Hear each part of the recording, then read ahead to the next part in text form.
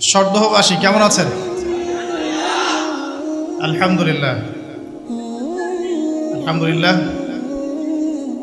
কারাগারের মধ্যে আছি। রাসূলুল্লাহ সাল্লাল্লাহু আলাইহি ওয়াসাল্লাম বলেছেন, আদ-দুনিয়া সিজনুল লিল মুমিন ওয়াল জান্নাতু লিল কাফির। এই দুনিয়াটা হচ্ছে মুমিনদের জন্য জেলখানা, কারাগার, এবং কাফেরদের জন্য এই দুনিয়াটা হচ্ছে জান্নাত। কারাগারে যারা দুই একবার থেকেছে আর কি, তারা হয়তো আমার এই কথার মর্মটা বুঝতে পারবেন। একটা বিষয় হচ্ছে দিনের জন্যে গীবত, তহমত, সমালোচনা, জেলছুলি, ফাঁসি তাদের ভাগ্যেই নসিব হয় যারা হকপন্থী হয়। আর যারা বাতিলপন্থী তাদের সাথে এইসব পরীক্ষার কোনো সম্পর্ক নাই। তো আমরা দুনিয়াতে কারাগারে আছি। নবী সাল্লাল্লাহু আলাইহি ওয়াসাল্লাম বলছেন, কারাগারের অবস্থা হচ্ছে এমন যেখানে আপনি নিজের মন গড়া প্রবৃত্তির অনুসরণ করতে পারবেন না, যা ইচ্ছা তাই করতে পারবেন না। সব কিছু রুটিন মাফিক আপনাকে করতে হবে, নিয়ম শৃঙ্খলা মেনে চলতে হবে। তো আমরা যারা পৃথিবীতে আছি, উম্মতে মুহাম্মাদির কথা বলছি, যারা মুসলিম মুমিন, আমরা এই দুনিয়াতে কারাগারে আছি। তার মানে এই দুনিয়াতে আমাদের ইচ্ছার, আল্লাহ পাকের ইচ্ছার বাহিরে আমাদের ইচ্ছার কোনো স্বাধীনতা নাই। আল্লাহ পাকের ইচ্ছার বাহিরে, তার রাসূলের ইচ্ছার বাহিরে আমাদের ইচ্ছার কোনো স্বাধীনতা নাই। আল্লাহ এবং তার রাসূল যখন যেটা করতে বলেছেন, যেভাবে করতে বলেছেন, হুবাহু সেইভাবে করার নাম হচ্ছে ইসলাম। আর যদি আমি এই দুনিয়ার কাফের হই, তাহলে আমি স্বতন্ত্র স্বাধীন, আমি যা ইচ্ছা তাই করতে পারি। আমি চাইলে মদ খেতে পারি, সুদ খেতে পারি, জেনা করতে পারি, দুর্নীতি করতে পারি, অন্যের সম্পদ আত্মসাৎ করতে পারি, বেপরদায় চলতে পারি। এটা কাদের জন্য শোভা পাবে? যারা এই দুনিয়াতে কাফের। কারণ কাফেরদের জন্য দুনিয়াটাই হচ্ছে জান্নাত। আর আমরা সত্যিকারের জীবনটা পাবো আমাদের মৃত্যুর পর ইনশাআল্লাহ। এখন আছে দুনিয়ায় মুসাফিরের মতো। এটা হচ্ছে কর্মক্ষেত্র, শস্যক্ষেত, আর কবরে হবে ঘুম ইনশাআল্লাহ তাআলা। আমি একটা তাফসীর পড়ছিলাম, সূরাতুল ওয়াকিয়া। এই সূরার আসলে জ্ঞানের তো কোনো শেষ নাই। এই পর্যায়ে এসে আমার কাছে মনে হয় যে আমি ইসলামের হয়তো 5 থেকে 10% জ্ঞানও এখন পর্যন্ত অর্জন করতে পারি নাই, সত্যিই পারি নাই। তাই আমি নিজে অনেকটা ইতস্তত বোধ করি যে আমি মানুষকে আসলে কি শেখাবো। আমি ফিল করি যে আমি কোরআনুল কারীম, হাদিস, ইসলাম, আকীদা, ফিকহ, এই যে একটা সমুদ্র আছে, এই জ্ঞান সমুদ্রে কেবল ডুব দিয়েছি, এখান থেকে এখনো মণিমুক্তা আহরণ করতে পারি নাই। একটা হাদিসে পড়ছিলাম যে জান্নাতের মধ্যে বড়ই গাছ থাকবে। কি গাছ? বড়ই গাছ। সাহাবী একজন বলছেন, বড়ই গাছে তো কাঁটা থাকে ইয়া রাসূলুল্লাহ, তো সেখানেও কি কাঁটা থাকবে? নবীজি বলছেন, না, সেই বড়ই গাছে কাঁটা থাকবে না, বরং সেখানে কাঁটার জায়গায় ফল থাকবে। কি থাকবে? ফল থাকবে। এবার নবীজি যে কথাটা বলছেন, এটা শুনে আমি বিস্মিত হয়ে গেলাম যে এই হাদিস তো কখনো পড়ি নাই। নবীজি বলছেন সাল্লাল্লাহু আলাইহি ওয়াসাল্লাম যে এক একটা বড়ইয়ের মধ্যে আল্লাহ রাব্বুল আলামিন 72টা করে রং দিবেন ইনশাআল্লাহ। যেই রংগুলো এবং স্বাদগুলো একটা থেকে আরেকটা আলাদা। তো দেখুন কত যে জ্ঞান আছে। এই যে জান্নাত, যেখানে আপনি অনন্ত জীবন পাবেন, আল্লাহ পাক আপনার প্রতি সন্তুষ্ট হবেন, রাদিয়াল্লাহু আনহু ওয়া রাদু আনহু খালিদিনা ফিহা আবাদা। এই যে আয়াতগুলো আছে, জান্নাতে আপনি চিরস্থায়ী জীবন পাচ্ছেন, আল্লাহর দিদার পাচ্ছেন, আল্লাহ পাকের সন্তুষ্টি পাচ্ছেন, হৃদয় পাচ্ছেন। সেখানে আপনি সৎকর্মশীল বান্দাদের সাথে অনন্তকাল থাকতে পারবেন। হুরে আইন থাকবে আপনার জন্য, শারাব, গিলমান, জান্নাতের ফলমূল। সবচেয়ে বড় কথা, সেখানে মৃত্যু, কোনো কষ্ট, ক্লেশ আপনাকে স্পর্শ করবে না। এই যে অনন্ত জীবন, এই জীবনটার জন্যই আমরা এই দুনিয়ার কারাগারে পরীক্ষা দিচ্ছি। মাত্র এই দুনিয়ার কারাগারে কি করছে ভাই? পরীক্ষা দিচ্ছে। আসল জীবনটা শুরু হবে মৃত্যুর পর। এই পরীক্ষায় যারা পাশ করবে ইনশাআল্লাহ তাআলা, অনন্তকালের জীবনে তারা সুখী হবে ইনশাআল্লাহ। আর এই পরীক্ষায় যারা ফেল করে যাবে, অনন্তকালের জীবনে তাদের স্থান হবে চিরস্থায়ী জাহান্নাম। আল্লাহ পাক আমাদেরকে হেফাজত করুন, আমিন। আল্লাহুম্মা ইন্না নাসআলুকাল জান্নাতা ওয়া নাউযু বিকা মিনান নার। সকলেই বলে আমিন। এই কারাগারের জীবনে থাকতে গিয়ে কখনো কখনো এমন কিছু ঘটে যে বিস্ময় বোধ করতে হয়। মূল কথায় আসে, প্রিয় ভাইরা, আমরা যারা এখন এই দুনিয়াতে আছি, নিঃসন্দেহে এটা আমাদের চিরস্থায়ী গন্তব্য নয়। কথা ঠিক না বলুন? আচ্ছা, আল্লাহ রাব্বুল আলামিন কি বলছেন সূরা জারিয়াতের 56 নম্বর আয়াত একটু দেখি। আল্লাহ পাক বলছেন, বিসমিল্লাহির রহমানির রহিম, ওয়া মা খালাকতুল জিন্না ওয়াল ইনসা ইল্লা লিয়াবুদুন। আমি জিন জাতি এবং মানব জাতিকে শুধুমাত্র আমার ইবাদত করার জন্যই সৃষ্টি করেছি।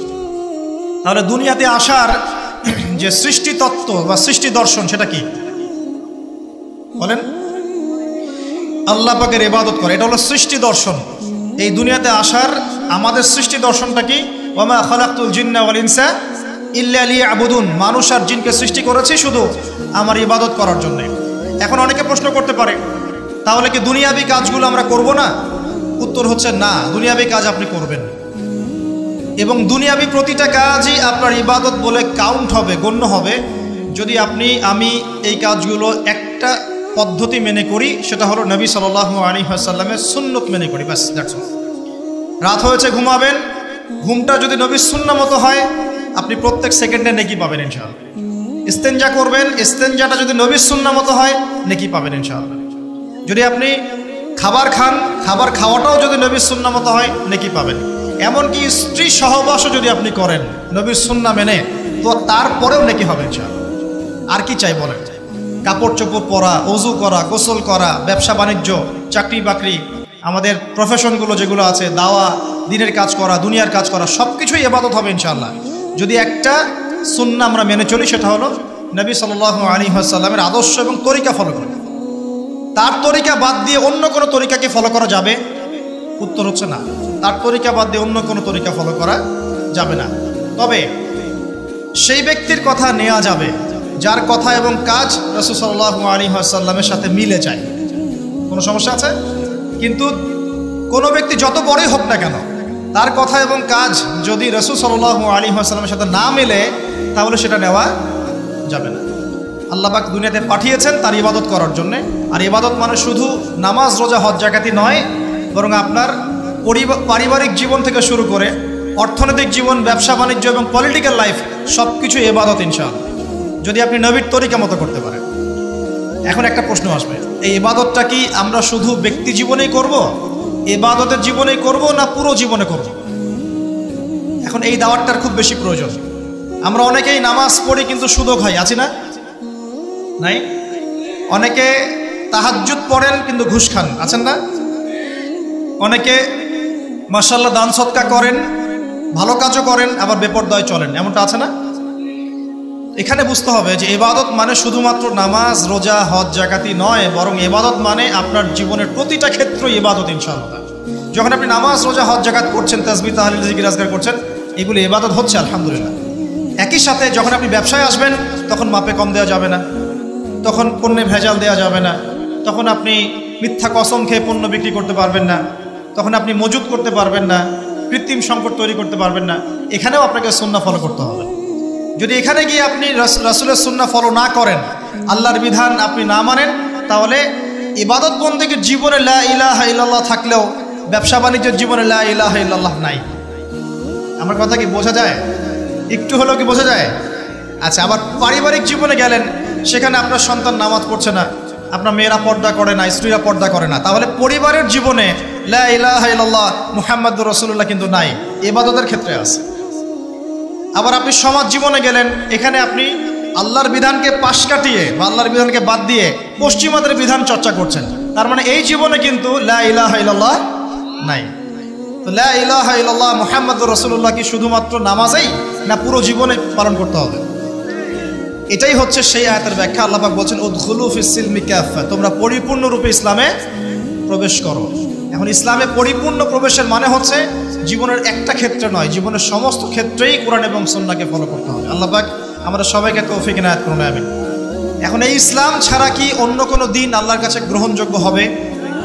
আল্লাহ পাক কি বলছেন শুনুন। আল্লাহ পাক বলছেন, ওয়া মা ইয়াবতাগি গায়রাল ইসলামি দীনান ফালা ইউকবালা মিন। কেউ যদি ইসলাম ছাড়া অন্য কোনো দিন তালাশ করে কোশ্চিনকালেও সেটা আল্লাহর কাছে কবুল করা হবে না। কোনটা কবুল করা হবে? আল্লাহ পাক বলছেন ইন্না দীনা ইনদাল্লাহিল ইসলাম, আমার কাছে আল্লাহর কাছে নিশ্চয়ই আল্লাহর কাছে একমাত্র গ্রহণযোগ্য দিন হচ্ছে কি বলেন? ইসলাম। তাহলে ইসলাম আল্লাহর কাছে একমাত্র গ্রহণযোগ্য দিন, এটা বাদ দিয়ে অন্য কোনো দিন কবুল হবে না। কেউ যদি তালাশ করে তাহলে সে ক্ষতিগ্রস্ত হবে। এবং এই ইসলামের মূল ভিত্তি হচ্ছে কোরআন এবং সুন্নাহ। এবং এই কোরআন সুন্নাহকে আমরা শুধু জীবনের এক ক্ষেত্রে বাস্তবায়ন করলে হবে না, সামগ্রিক জীবনে বাস্তবায়নের চেষ্টা করতে হবে। আল্লাহ পাক সবাইকে তৌফিক এনায়েত করুন, আমিন। এবার আসেন যে এর ভিত্তিগুলো কি কি, এটা আমরা পাবো অন্য একটা হাদিস থেকে। যখন জিবরাইল আলাইহিস সালাম সরাসরি মানুষের রূপ ধরে মানুষের সামনে এসে নবীকে জিজ্ঞাসা করছেন যে ইয়া মুহাম্মদ সাল্লাল্লাহু আলাইহি ওয়াসাল্লাম আখবিরনি আনিল ইসলাম, আমাকে ইসলাম সম্পর্কে বলুন।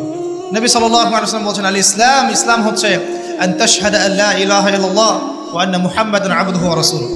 ইসলামের প্রথম পিলার হচ্ছে তুমি সাক্ষ্য দিবে আল্লাহ ছাড়া কোনো মাবুদ নাই এবং মুহাম্মদ সাল্লাল্লাহু আলাইহি ওয়াসাল্লাম আল্লাহর বান্দা এবং রাসূল। 2 ওয়া আন তুকিমাস সালাত, তুমি সালাত কায়েম করবে।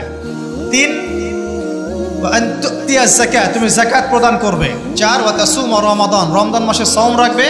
আর 5 হচ্ছে ওয়া তুহিজ্জাল বাইত ইন ইসতাতা'তা ইলাইহি সাবিলা, আর তুমি রমজান আর তুমি হজ করবে যদি তোমার সামর্থ্য থাকে। সামর্থ্য না থাকলে নয়, সামর্থ্য থাকলে তুমি হজ করবে।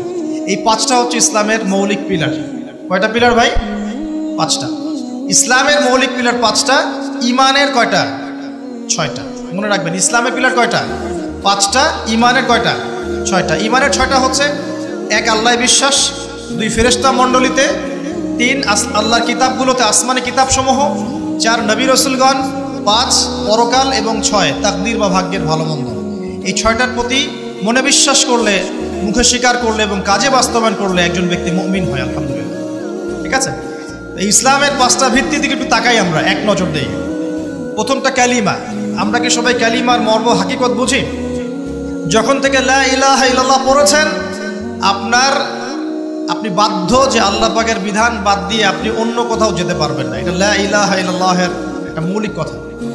লা ইলাহা ইল্লাল্লাহ বলেছেন মানে আল্লাহর সাথে আপনি শিরিক করতে পারবেন না। মুহাম্মদুর রাসূলুল্লাহ যখন বলেছেন তার মানে আপনি সুন্নতের বাইরে কোনো বেদাত করতে পারবেন না। বুঝতে পারছেন? যখন লা ইলাহা ইল্লাল্লাহ বলেছেন তখন শিরিক করা যাবে না, আল্লাহর বিধানের বাইরে যাওয়া যাবে না। যখন মুহাম্মদুর রাসূলুল্লাহ বলেছেন তখন নবীর তরিকা সুন্নত বাদ দিয়ে অন্য তরিকার বেদাতে যাওয়া যাবে না। এখন আমরা তো দুঃখজনক যে আমরা আসলে মুসলিম পরিবারে জন্মগ্রহণ করেছি ঠিকই, কিন্তু আমরা শিরিক বুঝি না। কি বুঝি না? শিরিক বুঝি না। এখন মুসলিমরা আল্লাহ ছাড়া অন্য কারো কাছে চায় না। মুসলিমরা আল্লাহ ছাড়া অন্য কাউকে সেজদা করে। মুসলিমরা আল্লাহ ছাড়া অন্য কারোর জন্য নজর মানত করে। মুসলিমরা গায়রুল্লাহর নামে এখন জবাই কিন্তু করে, হাতে বালা পরে ঘোরে, খুলে না। কেন? খুললে তার ক্ষতি হয়ে যাবে এই ভয়ে। মুসলিমরা এখন ছবি মূর্তির উপাসনা শুরু করেছে, করে নাই? করেছে কি করে নাই? এবং কোন কোন ক্ষেত্রে এগুলোকে প্রতিষ্ঠা করার প্রয়াস দেখা যাচ্ছে সমাজের মধ্যে। আরও আছে, মুসলিমরা এখন ভাগ্য গণকের কাছে যায় না? এ হাত দেখে দাও, ভাগ্য দেখে দাও। মুসলিমরা রাশিফলে বিশ্বাস করে, রাশিফল, অমুকের রাশি কি, তমুকের রাশি কি, আজকে কি হবে, কালকে কি হবে, তাই না? এগুলো তো বিশ্বাস করে। মুসলিমরা যুগ বা সময়কে গালি দেয়। মুসলিমরা বাতাসকেও গালি দেয়। মুসলিম অনেক সময় দেখা যায় আল্লাহ ছাড়া অন্য কারো কাছে দোয়াও করে এবং আশা করে যে অন্য কোনো মৃত মানুষ তাকে সন্তান দিতে পারবে, পরকালে পার করাই দিবে। এগুলো মুসলিমরা ভাবে না? এই শিরকগুলো সমাজের মধ্যে নাই। সমাজে এখন একটা নতুন শিরক আসছে, নতুন না আসলে এটা প্রাচীন, কিন্তু এখন চর্চা বেড়েছে, চর্চাটা খুব বেড়েছে। এটা হচ্ছে এই যে তাবিজ কবজ কুফরি কালাম করার শিরক। এটা করে না? তাবিজ করা, কবজ করা, এই যে জাদুটোনা বানটোনা করা, এই কাজগুলো মানুষ করে না? এগুলো যে ব্যক্তি করবে সে ব্যক্তি মুশরিক হয়ে যাবে, শিরক করে ফেলবে। আর একটা আধুনিক শিরক আসছে। কি শিরক? আধুনিক। এটা আধুনিক কেন বললাম? এটা এই যে 1200 বছর থেকে এই শিরকটা খুব কম ছিল। বিগত 200-300 বছর থেকে এই শিরকটা একদম আকাশচুম্বী।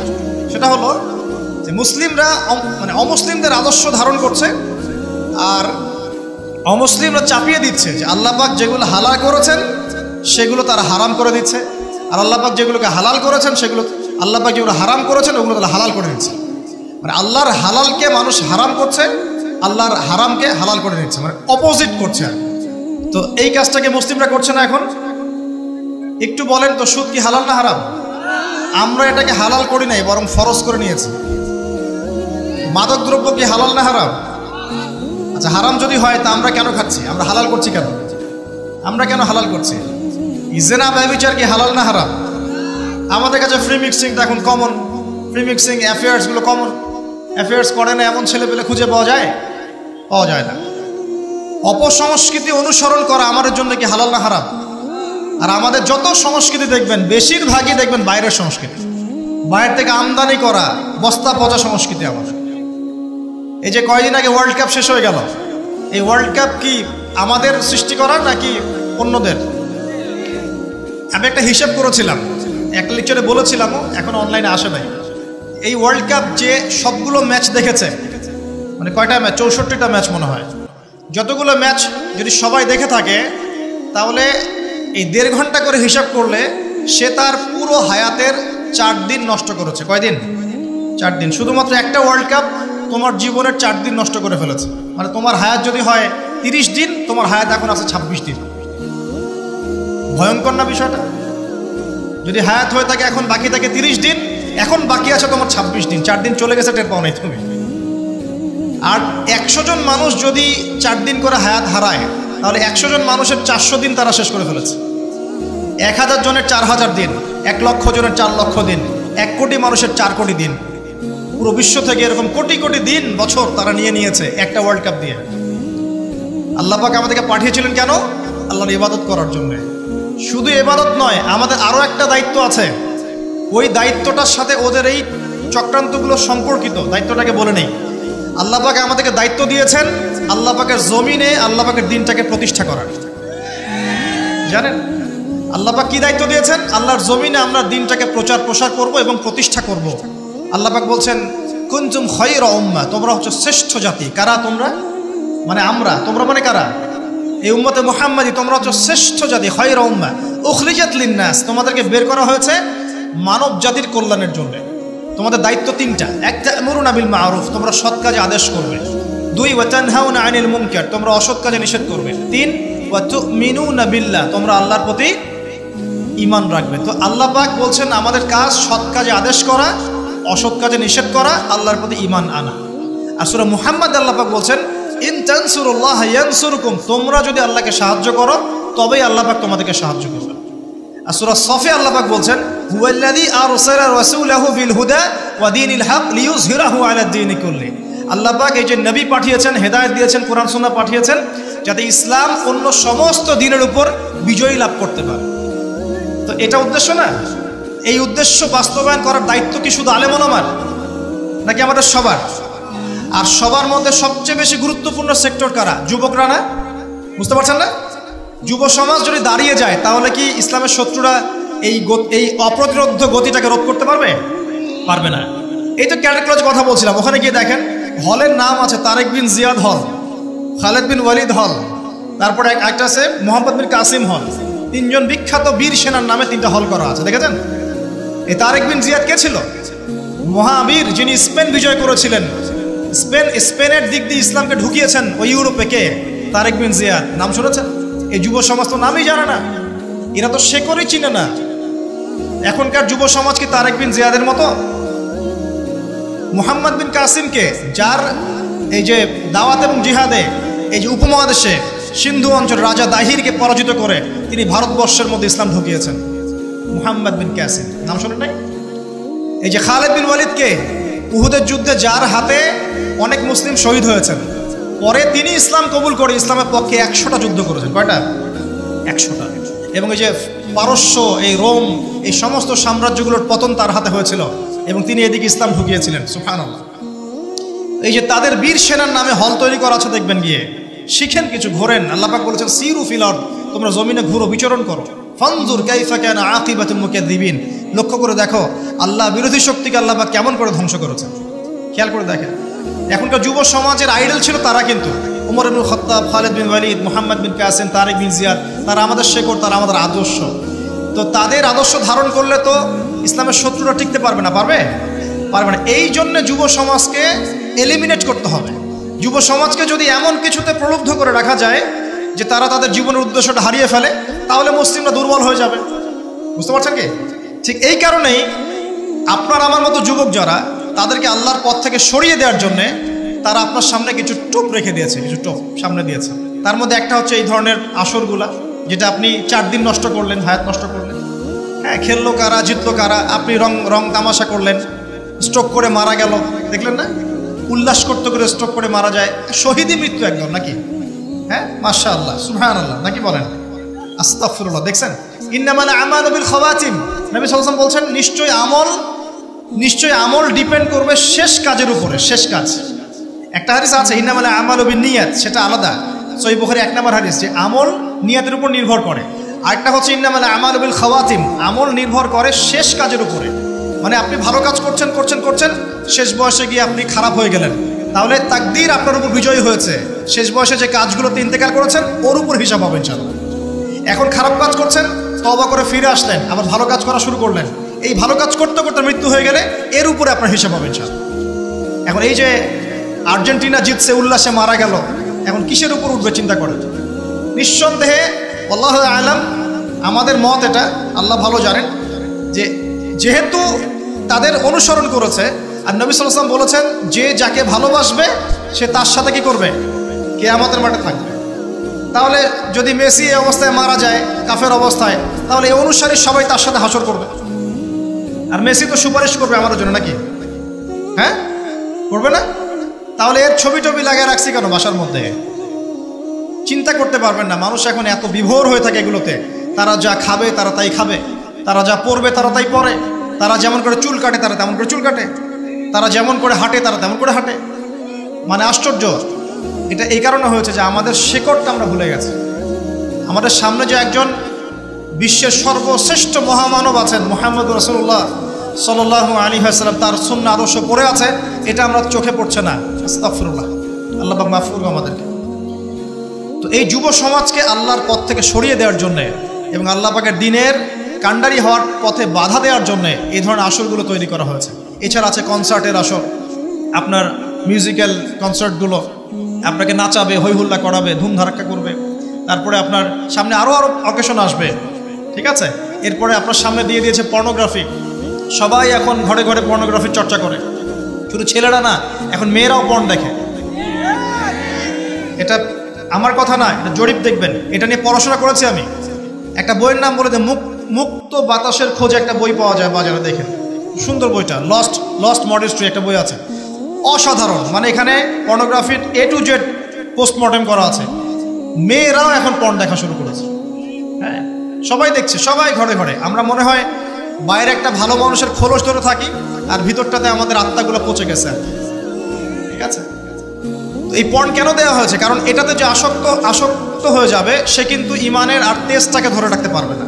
মনে করেন আপনি আল্লাহ না করে একটা পর্ন মুভি দেখে ফেলেছেন, এরপর নামাজে দাঁড়ান, আপনার ওই নামাজে কি কোনো মনোযোগ আসবে? সম্ভব না। আর নামাজের তো বিষয় আমরা শুধু বাইরের মাসালাগুলোকে নিয়ে তর্ক করি বেশি। নামাজের মূল যেটা জিনিস সেটা কি? নামাজের ইহসান, নামাজে মাআরিফাত, আল্লাহকে পাওয়া, নামাজের খুশু, এগুলো কি আত্মার সাথে সম্পৃক্ত না? সে আত্মা যদি পর্ন দেখে কলুষিত হয়ে যায়, তাহলে কি আমি নামাজে মনোযোগ পাবো? এই কারণে ইবাদত করে কোনো স্বাদ পাচ্ছেন না। তো এই কারণে ইবাদত করে কোনো স্বাদ পাচ্ছেন না, কারণ চোখের জেনা হচ্ছে, পর্ন দেখছেন, এবং কলবটা দূষিত হচ্ছে। যে ফ্রি মিক্সিং দিয়েছে আরেকটা, নারী পুরুষ অবাধ মেলামেশা। এই মেলামেশার মধ্যে কোনো বাধা নাই, যে বাধা দিবে তাকে তারা বলছে মৌলবাদী হয়ে গেছে। অথচ এই যে পড়াশোনা করছি আমরা ছেলে মেয়ে একসাথে, স্কুল থেকে শুরু, স্কুলে, তারপর কলেজে, তারপর বিশ্ববিদ্যালয়ে, ইভেন চাকরি ক্ষেত্রেও, সব জায়গায়, ইভেন পলিটিক্যাল মিছিলেও নারী পুরুষ ফ্রি মিক্সিং।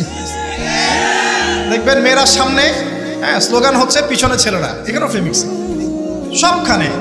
এটা কোত্থেকে আসলো? পশ্চিমারা দিয়েছে। ফ্রি মিক্সিং দেওয়ার কারণ হচ্ছে, উদ্দেশ্য হচ্ছে সমাজের মধ্যে কাঠামো যেন ভেঙে যায়। নারী পুরুষের জায়গায় চলে আসছে, পুরুষ নারীর জায়গায় চলে গেছে, এবং পরিবারের বন্ধনগুলো ভেঙে যাচ্ছে। দেখবেন পরকীয়া, দিন দিন পরকীয়া বাড়ছে না? পরকীয়া দিন দিন বাড়ছে। আর জেনা তো ঘরে ঘরে জেনা।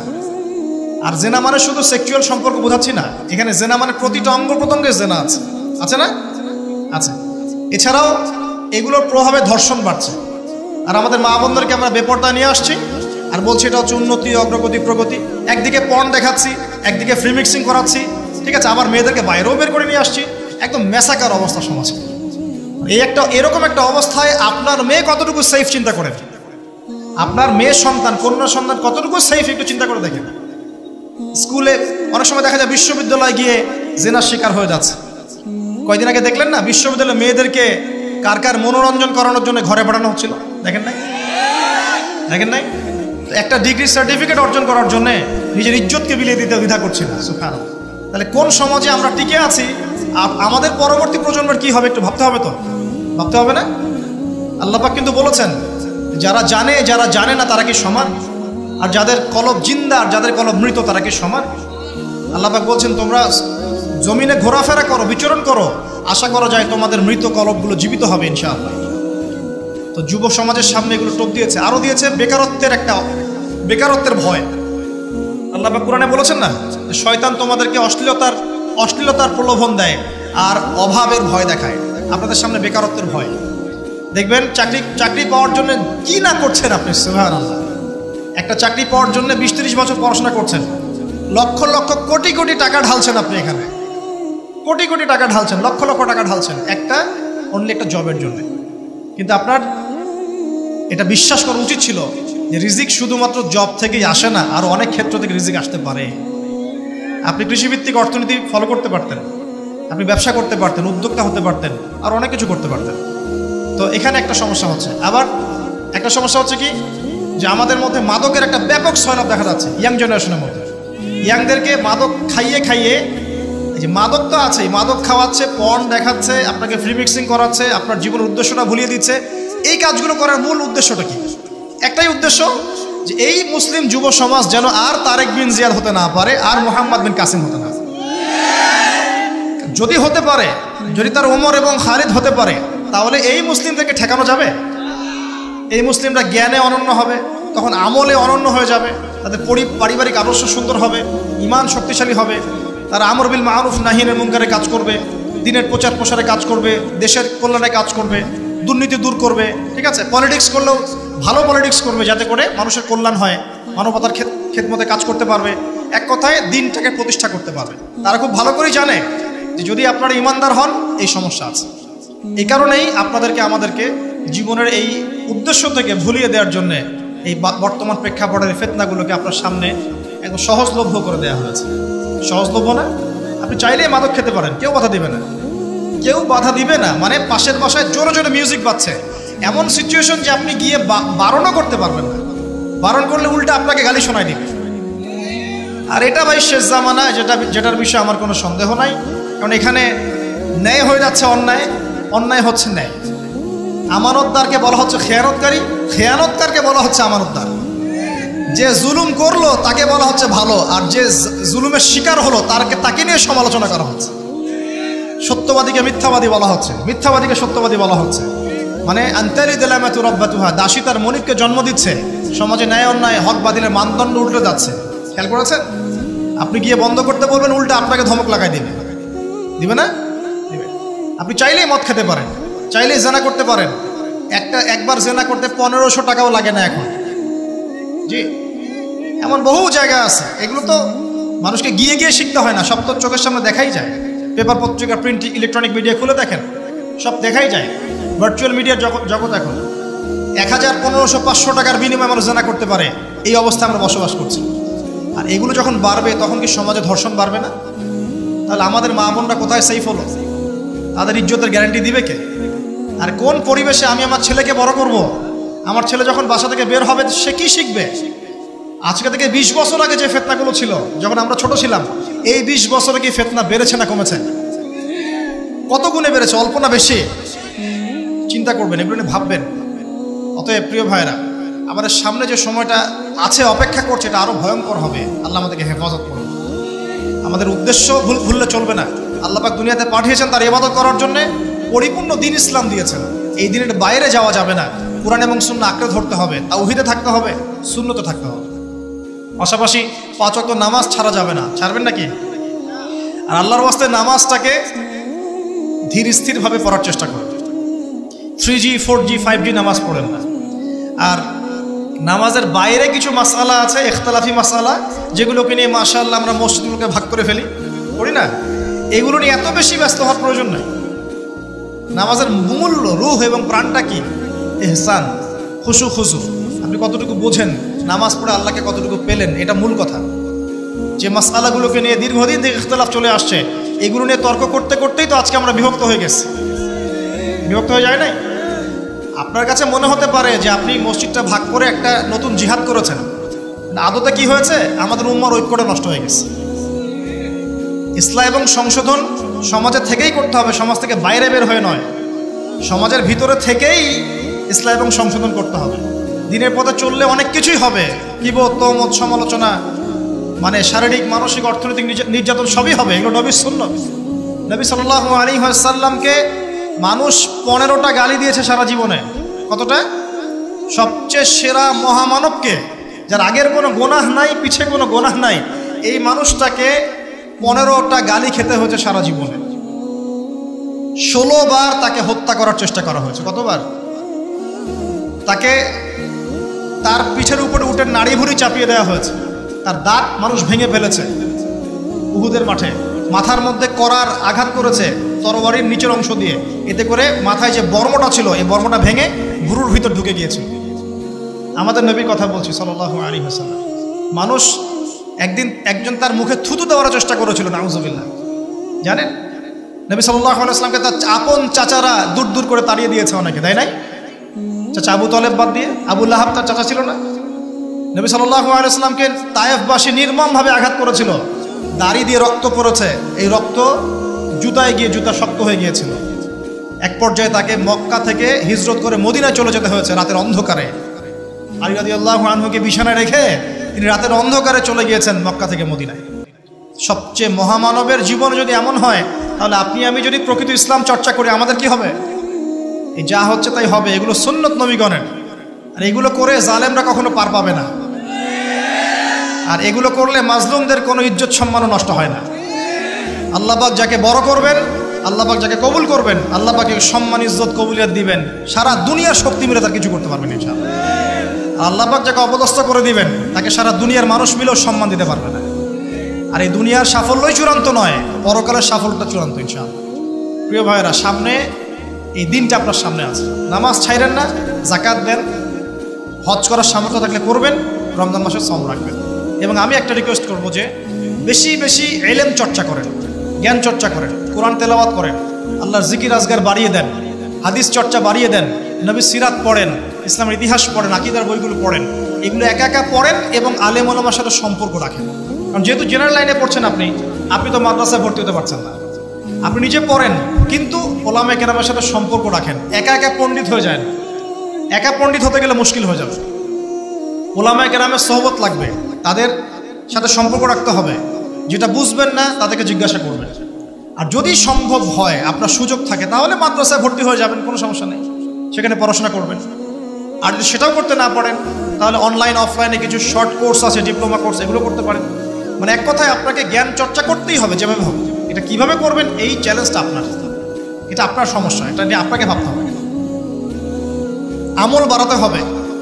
শুধু জ্ঞান চর্চা জানি যথেষ্ট না, জানা অনুযায়ী আমলটাও করতে হবে। কিভাবে করব? একটা কথা সকাল শুরুতে বলেছে, নবী সাল্লাল্লাহু আলাইহি ওয়াসাল্লামের সুন্নাহ মোতাবেক যদি জীবনটা করতে পারেন, ইনশাআল্লাহ আপনার 24 ঘন্টায় নাকি ইনশাআল্লাহ। এটাই হচ্ছে আমলে সালেহ। এর পাশাপাশি রিজিক যখন খাবেন, হালাল খায়েন, হারামে যায় না, সুদের মধ্যে যায় না, ঘুষের মধ্যে যায় না, দুর্নীতির মধ্যে যায় না। আল্লাহ পাক তৌফিক এনায়েত করুন।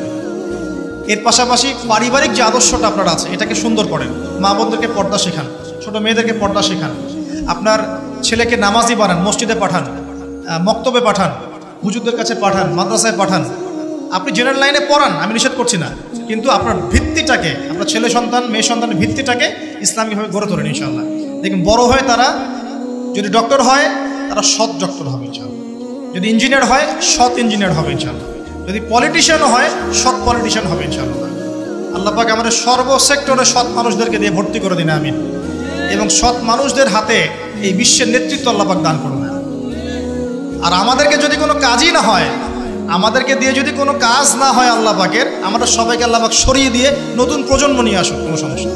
যাদের হাতে আল্লাহ পাক দিনের বিজয় দিবেন ইনশাআল্লাহ। আমাদের দ্বারা যদি কোনো কাজ না হয়, বেঁচে থেকে কোনো লাভ আছে নাই। বলেন দেখি, গরু ছাগলের মতো বেঁচে থাকবো? ওয়ালাকাদ যারানা লিজাহান্নামা কাসীরাম মিনাল জিন্নি ওয়াল ইনস, আল্লাহ পাক বলছেন না, বহু জিন আর মানুষকে আমি জাহান্নামের জন্যই সৃষ্টি করেছি। বহু জিন মানুষকে, কেন? লাহুম কুলুবুন লা ইয়াফকাহুনা বিহা, কলব দিয়েছিলাম, উপলব্ধি করতো না। যে কলব দিয়ে উপলব্ধি করতে পারে না মানুষ, সেই কলব থাকার চেয়ে না থাকাই ভালো। কি বলেন? লাহুম ওয়া লাহুম আ'য়ুনুন লা ইউবসিরুনা বিহা, চোখ দিয়েছিলাম, দেখতো না। যেই চোখ দিয়ে সত্য দেখা যায় না, এই চোখ থাকার চেয়ে না থাকাই ভালো। ওয়া লাহুম আযানুন লা ইয়াসমাউনা বিহা, কান দিয়েছিলাম, শুনতো না। যেই কান দিয়ে সত্য শোনা যায় না, এই কান থাকার চেয়ে না থাকাই ভালো। আল্লাহ পাক বলছেন উলাইকা কাল আনআম, এরা সবাই গবাদি পশুর মতো। আল্লাহ বলছেন, আমি বলছি না। উলাইকা কাল আনআম, এরা গবাদি পশুর মতো, জন্তু জানোয়ারের মতো। বাল হুম আদাল, বরং তার চেয়েও তারা নিকৃষ্ট। ওয়া উলাইকা হুমুল গাফিলুন, তারা হচ্ছে গাফেল। আমরা কি গাফেল হতে চাই ভাই? আমরা আল্লাহ পাকের বান্দা, দুনিয়াতে মুসাফিরের মতো আছি, এবং দুনিয়া হচ্ছে জেলখানা, কারাগার। এখানে আমার ইচ্ছা মতো সবকিছু হবে না। হবে কাদের? যারা কাফের, ওদের জন্য একটা জান্নাত।